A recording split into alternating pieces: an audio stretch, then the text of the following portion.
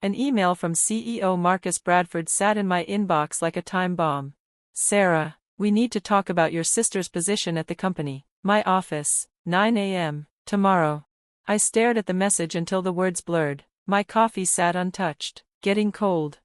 Emma and I had always been close, identical twins who finished each other's sentences, shared every secret, and even ended up working at the same company. Now, I was the chief risk officer at Bradford Financial, and I was being asked to review my own sister's work. As I drove through slow Manhattan traffic the next morning, my mind raced. Emma had quickly risen through the trading department, known for her strong returns. Sure, people had mentioned that her methods were aggressive, but there had never been real proof, nothing serious enough to reach the CEO. Marcus's office had a big window overlooking Central Park. The fall leaves outside looked like a painting. He asked me to sit. His face was serious. Sarah, he said, I'll be direct. The board is concerned about Emma's trading. The numbers don't make sense. We need you to do a full audit, and if you find anything wrong, prepare her termination papers. I felt my chest tighten. Sir, because we're sisters, wouldn't it be better for someone else to do it? He shook his head. You're the best in risk management, and more importantly, the board trusts your honesty, family or not.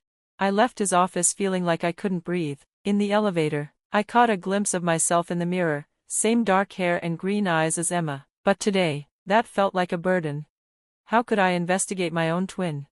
Back at my desk, I started looking into Emma's trading records. Everything seemed perfect, steady profits, detailed reports, clear strategies. Too perfect. I kept digging, checking timestamps, comparing with market data, looking for hidden patterns. That's when I saw something strange, a series of trades made just milliseconds apart. Each trade was small, too small to attract attention, but together, they formed a disturbing picture. I looked deeper, months back, then years. My hands shook as I gathered the data. This wasn't just risky trading. This was fraud. Smart algorithms were hiding fake trades. Some trades existed only on paper, and somewhere in all of it, $12 million had disappeared. That night, I stayed late. Suddenly, Emma's voice startled me. She stood in my doorway, confident as always in her designer suit. Just catching up on reports, I said, quickly closing the files. You closed another big deal today. She sat on the edge of my desk, like she used to sit on my bed during childhood sleepovers. The clients loved it, she said. Marcus will have to give me that director job now. I studied her face, my face. I searched for any sign of guilt. Nothing, just the same proud expression she always had, even when we were kids and she talked me into switching test papers or covering for her sneaking out. That's great, I said quietly. Want to grab dinner this weekend? I asked. Can't, going to Aspen with James. She glanced at her expensive watch. Anyway, I should go. Don't work too hard, sis. After she left, I sat alone in the dark. The sister I thought I knew so well felt like a stranger. She had been part of my entire life. We held hands through our parents' divorce. We were always side by side. And now I discovered she had built her career on lies. I opened the company's ethics policy. My eyes blurred with tears. As chief risk officer, I knew what I had to do, but as a sister, the pain was unbearable. My phone buzzed. A text from Emma. Hey, almost forgot. Can you sign off on those Q3 risk assessments? Need them for a client meeting tomorrow. Love you. That casual message now felt insulting. How many times had I blindly signed off for her? Had I unknowingly helped her? I opened my personal laptop. I started documenting everything I had found, saving it in a safe location outside the company system. If I was going to do this, I needed to be thorough. No one could accuse me of jealousy or revenge. Outside, the city lights flickered like stars. In 48 hours, there would be a board meeting. Emma would present her new strategies. She didn't know that I would be presenting too, showing how she used those strategies to commit fraud. My twin sister, my other half, had built her success by cheating. Now I had to choose between protecting my family, or doing what was right. As I grabbed my things, I noticed a photo on my desk. It was me and Emma on graduation day, arms around each other, smiling. I couldn't bear to look at it. I turned it face down and walked out into the night. 12 million, he finally said, running a hand through his silver hair.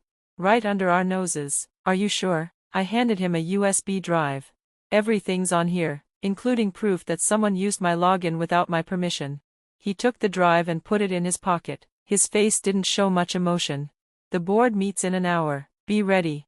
By 9 o'clock, the tension in the boardroom was heavy. 14 people sat around the large table, staring at their tablets with the meeting agenda open.